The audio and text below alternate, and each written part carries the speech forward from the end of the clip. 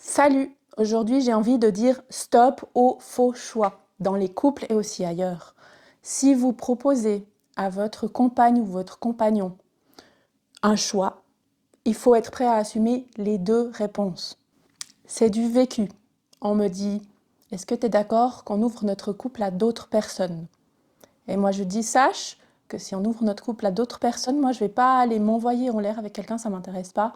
Moi, je vais sûrement trouver quelqu'un avec qui on sera d'accord, on sera sur les mêmes valeurs. Et puis là, le risque, c'est que ça amène à une séparation entre nous.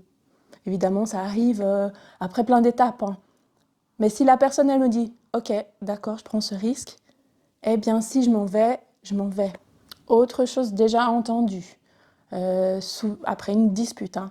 Ce week-end, tu préfères peut-être rester avec tes amis plutôt qu'avec moi? Ok. Le mec, la nana répond, bah ok, d'accord, je reste avec mes amis et puis on reparle de cette dispute dimanche soir. Et la personne qui a proposé ça, elle se dit merde, en fait, moi je voulais pas ça du tout, je voulais qu'il me dise mais non, je reste avec toi ce week-end, bien sûr que non, tu passes avant tout. Mais si tu proposes, la personne, elle ne le voit pas forcément comme toi, peut-être qu'elle se dit bah, que tu as envie de faire une pause.